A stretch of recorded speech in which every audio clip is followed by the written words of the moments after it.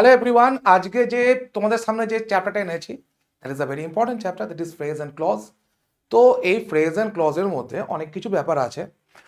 তো ফ্রেজটা এখানে শুধুমাত্র একটা মাইনর একটা ব্যাপার, যে ফ্রেজ কাকে বলে, তারপরেই চলে যাবে আমরা ক্লজে। এবার ক্লজের মধ্যে বিভিন্ন আহ, তোমার ডিফিকাল্টিস বা বিভিন্ন জায়গা উঠে আসবে, এবং সেই জায়গাগুলোর মধ্যে of course adjective clause, noun clause, adverb clause, তার সঙ্গে সিম্পল, কমপ্লেক্স, কম্পাউন্ড সেন্টেন্স, এইগুলো।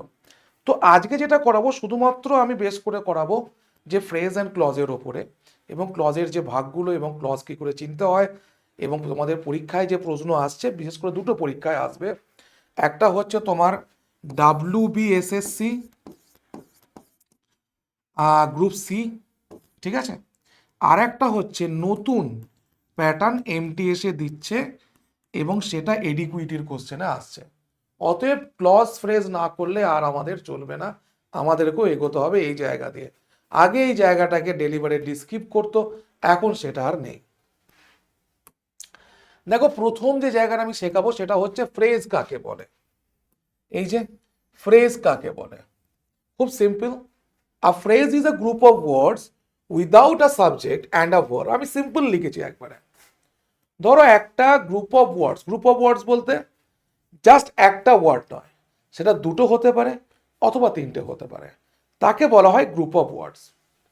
ঠিক আছে, তো যার কোনো সাবজেক্টও নেই, আবার যার কোনো ভার্বও নেই, সেটাই হচ্ছে কিনা ফ্রেজ। মন মাথায় থাকলো? ধরো আমি এখানে সে কিছু এক্সাম্পল লিখেছি। In the morning, under the tree, a bunch of flowers, at the bus stop. এইগুলো সব দেখো, না আছে সাবজেক্ট, না আছে ভার্ব, শুধুমাত্র কিছু ওয়ার্ডকে তুলে দিয়েছি, যেটা একটা হয়তো মানে বোঝাচ্ছে, কিন্তু কোনো সেন্টেন্সের মানেও ক্লিয়ার করতে পারবে না, আর কোনো সেন্টেন্স একে বলাও যাবে না। বুঝতে পেরেছ? তো এটাই হচ্ছে ব্যাপার। এবং আর একটা কথা বলার প্রয়োজন আছে এখানে, যে ধরো একটা সেন্টেন্স যেটা হয়, তার মধ্যেই একটা ভাগ হচ্ছে ফ্রেজ, তার মধ্যেই একটা ভাগ হচ্ছে ক্লজ। ক্লজের ক্ষেত্রে কি হয় না, সেখানে সাবজেক্ট থাকে, ভার্ব থাকে, তার একটা মিনিং থাকে, সেটা হচ্ছে কি না তোমার ক্লজ। আর ফ্রেজের ক্ষেত্রে এসব কিছু থাকে না, না সাবজেক্ট না ভার্ব, শুধুমাত্র গ্রুপ অফ ওয়ার্ডস যার একটা মানে থাকতে পারে। বেশ, চলো এবার আমি যাচ্ছি কি না ক্লজ। বলছে clause is a group of words with a subject and a verb. একটা সাবজেক্ট অবশ্যই থাকবে এবং একটা মেন ভার্বও থাকবে, সেটা হচ্ছে কিনা ক্লজ। আমি যদি বলি if it rains I will not go out, তাহলে ইফ ইট রেইনস একটা clause, I will not go out একটা clause. If you are late you will be punished, if you are late একটা clause, you will be punished একটা clause. Although it was hot, yet Mohan was wearing a woolen suit. Although it was hot, এটা একটা clause, yet Mohan was wearing a woolen suit, এটা একটা clause. Simple একটা বলছি, যে the train had left before we reach the stations, the train had left একটা clause, we reach the stations একটা clause. এইগুলো ভালো করে বুঝতে হবে আমাদেরকে। তো যাই হোক, একটা ক্লজের মধ্যে কি থাকে, একটা সাবজেক্ট থাকে এবং একটা মেন ভার্ব অবশ্যই থাকে। একটা সাবজেক্ট এবং একটা মেন ভার্ব অবশ্যই থাকে। ঠিক আছে, যেমন দেখ এখানে কি লিখেছি, সি ইজ রিডিং, সিটা সাবজেক্ট, রিডিং হচ্ছে মেন ভার্ব, ইজ হচ্ছে auxiliary. I know him, I subject, know হচ্ছে verb. They are playing, they subject, playing হচ্ছে কি না মেন ভার্ব।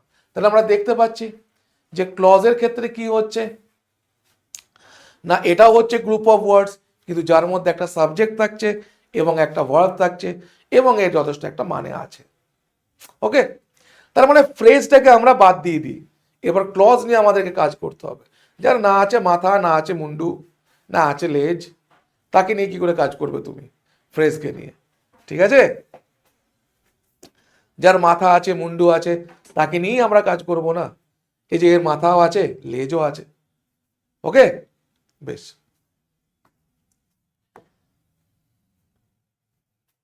এবার হচ্ছে কি না, প্রথম আমি লিখছি কিনা নাউন ক্লজ। এই নাউন ক্লজ কাকে বলে? A noun clause works like a noun in a sentence. বেশ, এবার দেখো আমি একটা কথা বলি তোমাদেরকে, যে নাউন কাকে বলি। না সেন্টেন্সে যেটা সাবজেক্ট হিসেবে বসে, সেন্টেন্সে যেটা নাম বোঝাতে পারবে সেটা নাউন। তাহলে এখানে নাউনের যে ক্লাসটা করবে সেটা একটা ওয়ার্ড কাজ করবে না, একটা গ্রুপ অফ ওয়ার্ডস কাজ করবে, সেটা হচ্ছে কিনা তোমার নাউন ক্লজ। ভালো করে বোঝো। ধরো আমি বলছি রিয়া উইল কাম, ঠিক আছে, রতন উইল ডান্স। তো এই জায়গাগুলো আমরা কি বলছি, রতন, রিয়া, এগুলো তো নাউন। টেবিল, চেয়ার, সুইটস, এগুলো নাউন। তাহলে এই একটা ওয়ার্ড দেখে নাউনকে প্রকাশ করছি আমি। ক্লজের ক্ষেত্রে কি হবে, আর গ্রুপ অফ ওয়ার্ডস থাকবে যেটা নাউনের কাজ করবে। আর বোঝা গেল? দেখো, I know that he is honest. এ দেখো, আই নো একটা clause, that he is honest এটা একটা ক্লজ। ঠিক আছে, tell me what you want, দুটো clause. I don't know who broke the glass. ঠিক আছে, I don't know who broke the glass. এবার এখানে একটা আমি কথা বলি, সেটা হচ্ছে এখানে বলি এই ক্লজের দুটো ভাগ, একটা হচ্ছে ডিপেন্ডেন্ট ক্লজ, ইন্ডিপেন্ডেন্ট করি প্রথমে একটা হচ্ছে ইন্ডিপেন্ডেন্ট ক্লজ, একটা হচ্ছে ডিপেন্ডেন্ট ক্লজ। ঠিক আছে, অথবা এটাকে আরেকভাবে বলা যায়, ইন্ডিপেন্ডেন্ট যেটা ক্লজ এটাকে বলা হয় যে প্রিন্সিপাল ক্লজ। প্রিন্সিপাল ক্লজ, আর এখানে সেটাকে বলা হয় কি না, সাবঅর্ডিনেট ক্লজ। ঠিক আছে, তো আমরা এইটাকে ধরেই চলবো।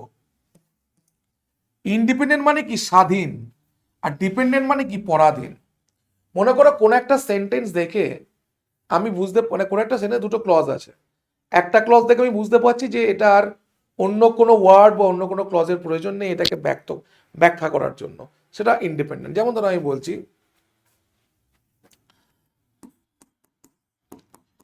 If it rains I will not go out. If it rains, I will not go out. দেখো, if it rains একটা clause, I will not go out একটা ক্লজ। তাহলে এখানে বলতে পারবে কোনটা ডিপেন্ডেন্ট আর কোনটা ইন্ডিপেন্ডেন্ট। দেখো আমি যদি বলি ইফ ইট রেন্স, যদি বৃষ্টি পড়ে, তাহলে যদি বৃষ্টি পড়ে তো কি হবে, যদি বৃষ্টি পড়ে তো আমি বিয়ে করতে যাব না, যদি বৃষ্টি পড়ে তো আমি খেলতে যাব না, যদি বৃষ্টি পড়ে তো আমি তোমার সঙ্গে দেখা করতে যাব না, যদি বৃষ্টি পড়ে তো আমি পড়তে বসবো না। মানে আমার যে কোনো একটা কারণ তো হতে পারে। যদি বলে দিয়ে, মানে যদির কথা বলে না, যদির কথা নদীতে, তো সেরকম যদি বলে দিয়ে তো আমি যা খুশি বলতে পারি। মানে এইটা তো কিছু ক্লিয়ার হচ্ছে যে যদি বৃষ্টি পড়ে তাহলে দেখো একটা, তাহলে কি হবে এই ব্যাপারটা না উজ্জ্বল থেকে যাচ্ছে। আর এখানে যদি বলি একবার সেপারেট, এটাকে ছেড়ে দাও, I will not go out, আমি যাব না, এটা হচ্ছে ইন্ডিপেন্ডেন্ট। আমি যাব না, তার তো কোনো কারণ ব্যাখ্যা করতে আমি যাব না, আমি যাব না, ব্যাস। কিন্তু একে কোনো প্রশ্ন করতে পারছি না। তাহলে এটা হচ্ছে ইনকমপ্লিট সেন্স, তাহলে এটা হচ্ছে ডিপেন্ডেন্ট আর এটা হচ্ছে ইন্ডিপেন্ডেন্ট। যেটা ডিপেন্ডেন্ট সেটাই হচ্ছে কিনা তোমার সাবঅর্ডিনেট, এটা হচ্ছে কিনা প্রিন্সিপাল। ঠিক আছে, এরপর যেটা বলার জন্য এত কিছু দেখলাম সেটা হচ্ছে এটা, যে আমরা যে নাউন ক্লজ করছি বা অ্যাডজেক্টিভ ক্লজ করছি বা অ্যাডভার্ব ক্লজ করছি, ঠিক আছে, এই তিনটে ক্লজই কিন্তু সাবঅর্ডিনেট ক্লজের ওপর হয়।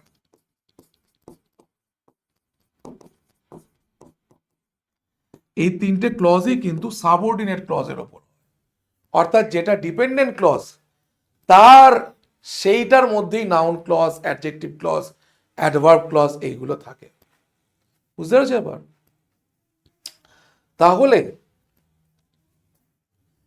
তাহলে আমরা বুঝতে পারলাম এখানে কি জিনিস, এটা বোঝানোর জন্য যে যেটা সাবঅর্ডিনেট ক্লজ সেখানেই নাউন বা অ্যাডজেক্টিভ ক্লজ ধরতে হবে। এবার আমরা এখানে যাই। আই নো, এখানে কোনটা তোমার দেখো principal clause? I know that is honest. ঠিক আছে, এবার দেখো দ্যাট জানবে who, which, what, that, where, if, এইগুলো সহজেকে যে ক্লজটা থাকছে সেটাই সাবঅর্ডিনেট ক্লজ।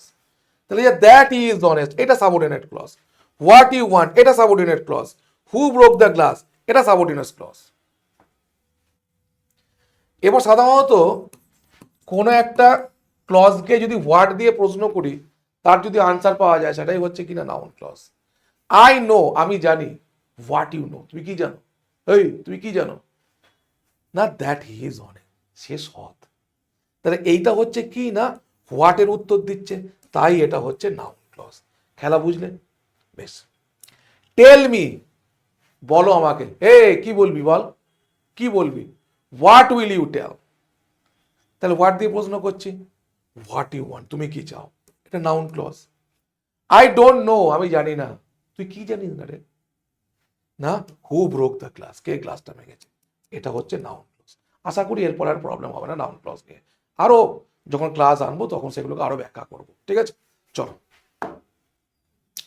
এবার হচ্ছে অ্যাডজেক্টিভ ক্লজ। ঠিক আছে, আমরা অ্যাডজেক্টিভ কি করি দেখেছি না, একটা অ্যাডজেক্টিভ হচ্ছে একটা ওয়ার্ড যেটা নাউন অথবা প্রোনাউনকে কোয়ালিফাই করে বা তাদের সম্বন্ধে কিছু বলে। ঠিক আছে কিনা? তাহলে এখানে হচ্ছে একটা গ্রুপ অফ ওয়ার্ডস যেটা নাউন বা প্রোনাউন সম্বন্ধে কিছু বলবে, সেটাই হচ্ছে কি না অ্যাডজেক্টিভ ক্লজ। ঠিক আছে, the boy who won the prize is my friend. ঠিক আছে, তাহলে এখানে আমি প্রথমে দেখি কোনটা প্রিন্সিপাল কোনটা সাবঅর্ডিনেট। হ্যাঁ, the boy who won the prize, দেখো এই যে হু দিয়ে শুরু হচ্ছে এটা subordinate. I like the pen এটা একটা হুইচ ইজ ব্লু, এই হুইচ ইজ ব্লুটা হচ্ছে subordinate. The girl who is singing, এই হু ইজ সিঙ্গিং এটা হচ্ছে সাবঅর্ডিনেট। ঠিক আছে, the girl is my sister who is singing. ঠিক আছে, এটা যদি আমরা ঘুরিয়ে লিখি। এবার দেখো অ্যাডজেক্টিভ ক্লজ বোঝাটা আরো সোজা, দেখবে হু ওন দ্য প্রাইজ, যে প্রাইজটা পেয়েছে, কে প্রাইজটা পেয়েছে, দ্য বয়। তাহলে এই যে ক্লজটা কার ওপর কথা বলছে, দ্য বয়ের ওপর কথা বলছে। দ্য বয়টা কি নাউন, তাই এটা হচ্ছে অ্যাডজেক্টিভ ক্লজ। খেলা শেষ। দেখো আই লাইক দ্য পেন, বেশ আই লাইক দ্য পেন আমি একটা পেনকে পছন্দ করি। হুইচ ইজ ব্লু, এই যে হুইচ ইজ ব্লু এটা কার জন্য হচ্ছে, না পেনকে কোয়ালিফাই করছে। বলছে আমি যে পেনটা পছন্দ করি সেটা কি না, সেটা ব্লু কালার। তাহলে হুইচ ইজ ব্লু এটা কার জন্য বসছে, পেনের জন্য, নাউনকে কোয়ালিফাই করছে, ব্যাস adjective clause. The girl who is singing, কে হু ইজ সিঙ্গিং, এই হু ইজ সিঙ্গিংটা কার সম্বন্ধে বলা হচ্ছে, গার্ল, নাউন, অ্যাডজেক্টিভ ক্লজ। ঠিক আছে, এবার হচ্ছে কি না adverb clause. An adverb clause modified a verb. তাহলে কি না একটা অ্যাডভার্ব কি করেন, একটা ভার্ব অ্যাডজেক্টিভ অথবা একটা তোমার অ্যাডভার্বকে কোয়ালিফাই করে। তাহলে গ্রুপ অফ ওয়ার্ডস যখন সেটা করবে সেটাই হচ্ছে কি না adverb clause. I will call you when I reach home, তাহলে আই উইল কল ইউ এটা হচ্ছে কি একটা clause, when I reach home এটাও হচ্ছে একটা clause. He stayed at home এটা একটা clause. Because he was ill এটা একটা clause. You will pass if you work hard. তাহলে এবার তোমরা বোঝো তো কোনটা সাবঅর্ডিনেট ক্লজ। এই যে হোয়েন দিয়ে আছে এটা সাবঅর্ডিনেট, এই যে বিকজ এটা সাবঅর্ডিনেট, ইফ এটা সাবঅর্ডিনেট, তার মানে এর মধ্যে অ্যাডভার্ব ক্লজ আছে। When I reach home I will call you, আমি কল করব কখন, যে মুহূর্তে আমি বাড়ি পৌঁছাবো। তাহলে যে মুহূর্তে বাড়ি পৌঁছাবো এটা কিসের উপর ডিপেন্ডেন্ট, কল, কলটা হচ্ছে ভার্ব, তাই এটা adverb clause. Because he was ill বলছে he stayed home, stayed at home, সে বাড়িতে বসে আছে, এই স্টেটটা হচ্ছে ভার্ব, বিকজ হি ওয়াজ ইল। তাহলে বিকজ হি ওয়াজ ইল এটা কাকে কোয়ালিফাই করছে না ভার্বকে, এটা হচ্ছে অ্যাডভার্ব ক্লজ।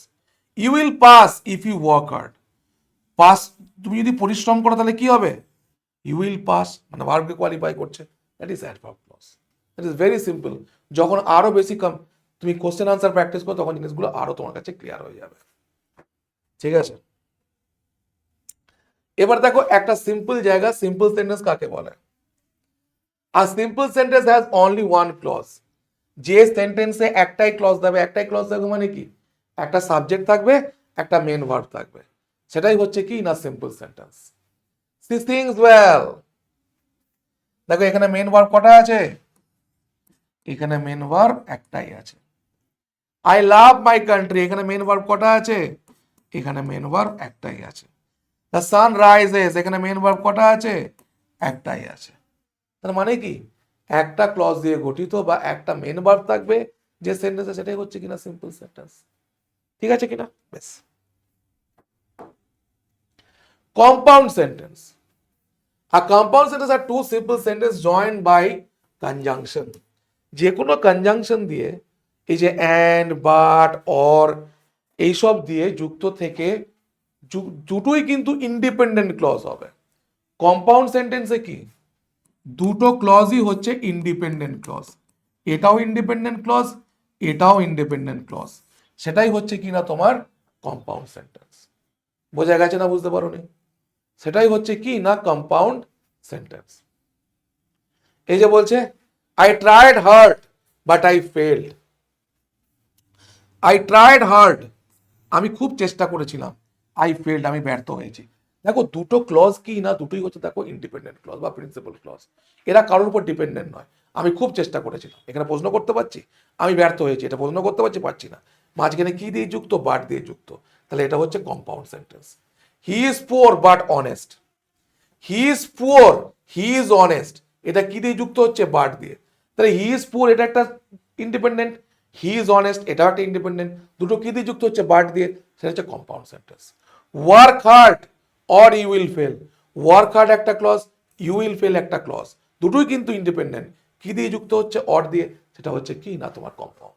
ভালো করে মনে রাখবে, কম্পাউন্ড সেন্টেন্স হচ্ছে দুটোই কিন্তু ইন্ডিপেন্ডেন্ট ক্লজ থাকে বা দুটোই কিন্তু প্রিন্সিপাল ক্লজ থাকে। একটা প্রিন্সিপাল একটা সাবঅর্ডিনেট নয়। একটা প্রিন্সিপাল একটা সাবঅর্ডিনেট কে জানো? কমপ্লেক্স। এই দেখো, এ দেখো কমপ্লেক্স সেন্টেন্স কি বলেছে? যেখানে একটা মেন ক্লজ থাকবে বা প্রিন্সিপাল ক্লজ থাকবে আর একটা সাবঅর্ডিনেট ক্লজ থাকবে। আই নো, এটা হচ্ছে main clause. He is honest, that is honest subordinate. The boy is my brother, এটা হচ্ছে main clause. Who is carrying a crying, এটা হচ্ছে subordinates. I will call you when I reach, তাহলে when I reach home এটা হচ্ছে subordinates. I call you এটা হচ্ছে কিনা প্রিন্সিপাল ক্লজ। তাহলে এটা শুধু মনে রাখার দরকার যে হু, হুইচ, দ্যাট, ঠিক আছে, ওয়্যার, এইগুলো দিয়ে যেগুলো যুক্ত হয় সেটা হচ্ছে কি না তোমার কমপ্লেক্স সেন্টেন্স। ঠিক আছে, তো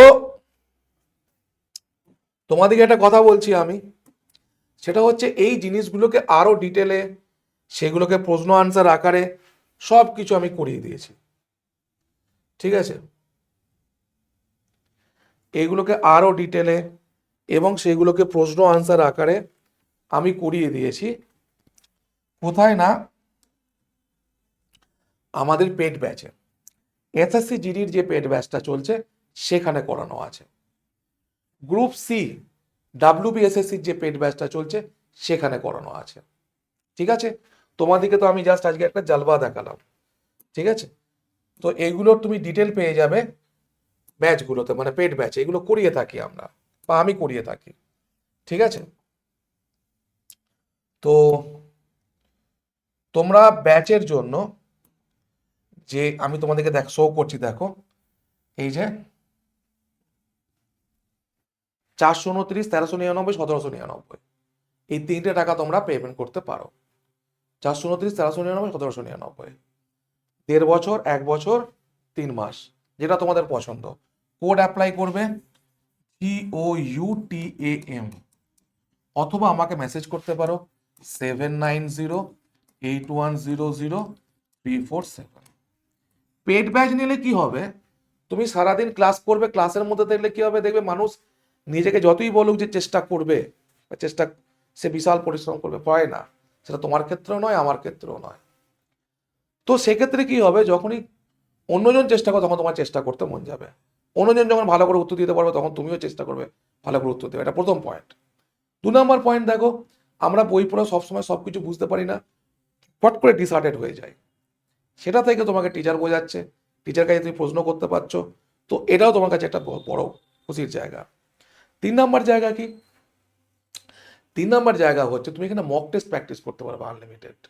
টেস্ট সিরিজ প্র্যাকটিস করে নিজেকে বুঝতে পারবে যে কোথায় তুমি আছো। ঠিক আছে, এই জন্যই তো পেড ব্যাচ। আর টেক্সট বুক সুপার কোচিং কি না, শুধুমাত্র শুধু পড়ানোই নয়, তার সঙ্গে প্রচুর পরিমাণে মেটেরিয়াল দিতেও দিয়েছে সুপার প্লাস লাইভে। ওকে, চলো, থ্যাংক ইউ।